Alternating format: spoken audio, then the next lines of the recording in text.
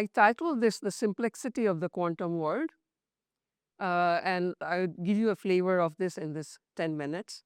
So to begin with, this year is very special and that's why it's so relevant.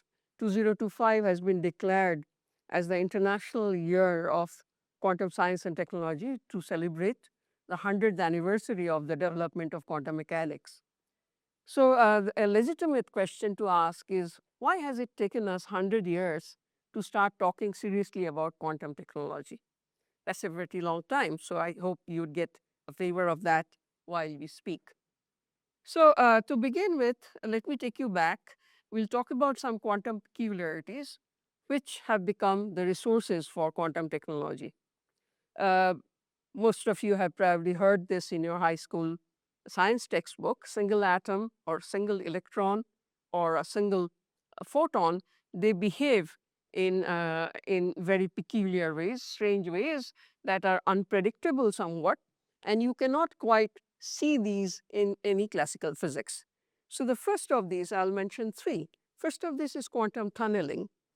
Quantum mechanics, is such that the quantum particles can pass through energy barriers that are quite high, as if they're ghosts drifting through solid walls. This is used a lot in gadgets. So quantum tunneling is the first thing I'm going to talk about. And recently it has got a lot of attention. This year's Physics Nobel Prize, 2025 Physics Nobel Prize, were given to these three gentlemen who really have told you something else, that it's not like you have to really stick to very tiny sizes to see quantum tunneling, but it applies to macroscopic objects as well. But I'm going to come back to that. The second thing that I'm going to talk about is quantum superposition.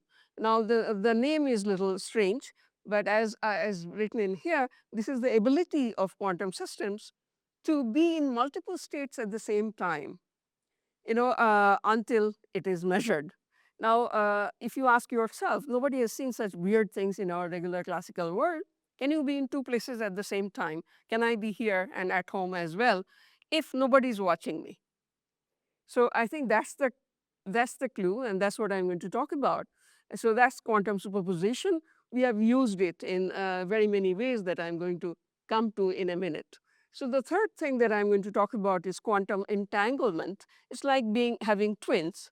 This allows a quantum state to extend across wide expanses of spaces. Sometimes I call it the Sai Baba effect. So this quantum entanglement is something that I've worked a lot on. So a little bit of details of this. I have already said the quantum tunneling has been shown in macroscopic system. So you don't really need to go to atomic scales, small scales to see these peculiarities. Then the second thing I talked about is quantum superposition. If you go back to a discrete system, then essentially instead of a bit, binary digit, which is used in your computers like these, you use in quantum mechanics what we call a qubit, a quantum binary digit.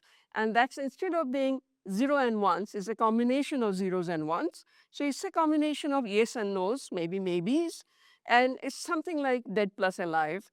Nobody has seen a cat which is both dead and alive at the same time till you observe it.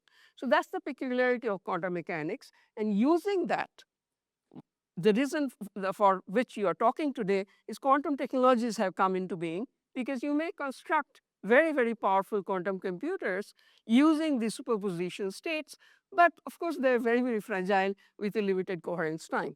Now, this needs a little bit of explanation. There are paradoxes in physics, some in relativity, some in quantum mechanics. A very famous one is the Schrodinger's cat paradox, where in a box, if I keep nuclear that is radioactive, if it emits, then it actually unleashes a poison. And in that box, I keep a cat till you open the box to find out whether the cat is dead or alive. The cat is actually in a state of both dead and alive. Nobody has seen such things in our day-to-day life. But if you could actually create these qubits, which are extremely fragile with a very limited coherence time, you can probably tap directly into the CPU of the universe, going below the particle universe that we are used to. So The third thing that I'm going to talk about is something that I worked on for a very long time. It's called the entanglement, as I just said, that leads to a property that we call non-locality. So it's something Einstein called spooky action at a distance. What happens to one of the particles in an entangle or a twin pair determines what happens to the other particle, as if one particle effectively knows something about the twin instantaneously, even if they are far apart. Now, this has caused a lot of trouble to physics. So how do you create such entangled pairs, observe and use such fragile and spooky quantum effects? So that's what I'm going to talk about. I'll show you a couple of papers that are very, very old, but this was really the beginning. And this has actually figured in undergraduate textbooks as well as popular science books. You can't really read it. So I'm going to read out some bit of what is said, and probably that would give you a flavor of what I'm going to talk about. So in 1985, around that time, I perfected some art of actually going through the theory of it using a nonlinear process where a photon spontaneously fissions into two photons that are called Signer and Eigler using spontaneous parametric down conversion. The name doesn't matter. I really don't want to bore you with all the details. But the point is that the twin photons that come out can actually be used for these non-local effects that I just talked. So the book actually gives you a story, and it talks about that what we discovered by striking this crystal, and that's that my experiment was similar to what was Einstein-Podolsky-Rosen thought experiment. And this is a non-local effect that was described at that time. So that was really, really the beginning. So, and now we have actually gone through a series of experiments and theories to get to the quantum technology we are talking about. Now, a relevant question to ask is why quantum technologies? First, I would say number one, maybe it's very interesting engineering challenges. There's single photons on demand, entangled photons on demand. And I urge all of you to get involved in all of this. The government is spending a lot of money on developing these quantum technologies, and I'm sitting there. But then there is also something that my hope is that everyone seems to be doing it. So if all the leading nations have access to the state-of-the-art technologies, will that be the start of an era of long-lasting international peace? I don't know, but that's the hope. The third, I would say that it's the ultimate cybersecurity solutions. You know, we don't trust each other, so whenever you're communicating, you would like your communication to be secure, and of course, I would like it to be to have integrity and authenticity. So that is something that's very, very nice. But do remember that if you are dealing with qubits, you are sending an information that you don't know what you are sending, but you need to send it faithfully, and that's the trick of doing quantum technology.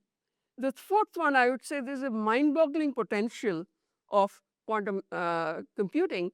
A machine with just 300 quantum bits could simultaneously store more information than the number of particles in the known universe. Should pause and think about the mind-boggling stuff that I'm talking about. Now, so the real challenge then has been, and that's why it has taken us 100 years, 100 plus years to get to this point, is that quantum mechanics shows up in select enclaves within the classical macro world. It's not necessarily small, but very, very selective environment that it needs. And the behavior of individual constituents that make up our world, say the atoms, which are the constituents of matter, and photons that for light, these behaviors are described by quantum mechanics. So a central question that has bothered all of us, even philosophically, is there a transition between the quantum and the classical world? Is there a door that I need to open to go from the classical world to the quantum world and vice versa? What is that door in physics terms? So that's what we have been struggling with. And so this is the point that worth absorbing, that quantum reality is something very, very different. And that's the simplexity maybe. In classical physics, measurement is a snapshot. We capture what is already there. So there is an objectivity about the reality out there. But in the quantum world, measurement is an act of creation. Okay, if there are two possibilities, you watch it, it becomes either this or that. A cat that was dead plus alive becomes either dead or alive. So as an observer, I'm actually participating in that reality. So the wave function, if you know a bit about quantum mechanics, is that elegant tapestry of probabilities that doesn't describe what is, but what could be. The moment we measure, we don't just reveal reality, we select it. Reality at its core isn't something we watch unfold, it's something we take part in. It takes time to absorb this, but that's what is happening. So physicists like Einstein, Bohr, Schrödinger, they debated what the theory meant. Is light a wave or is light a particle? Does the moon exist when no one is watching it? Uh, to the untrained eye, it all seems absurd. Particles don't have fixed positions, they don't have fixed trajectories, they have possibilities. The universe isn't deterministic, it's a canvas of chances. So the quantum reality that I want you to ponder about is reality isn't something we watch or measure. It's something we participate in. The cosmos isn't a finished manuscript. It's an evolving draft, so to say, co-authored by every particle, every interaction, every conscious. The simplexity of the quantum world, going back and summing up the topic, we call quantum physics complex. People like me, people used to think that we are kind of crazy because it defies our classical intuition, the way we are used to thinking. Maybe the universe is not that complex. We need to learn and use the correct lenses to appreciate the deep simplicity which was hidden from the classical world for too long, 100 long years to be precise. So I'll stop here with this final slide that the evolution of science, which is guided often by the evolution of physics, in which theory and experiment go hand in hand. As an offshoot of that comes out applications, quantum technology being one such application. One day when we have mastered all the art, it doesn't mean the scientist would become jobless. You just push the horizon of knowledge a little further, and the scientific methodology is the gold standard through which the quest would continue. Thank you very much for your attention.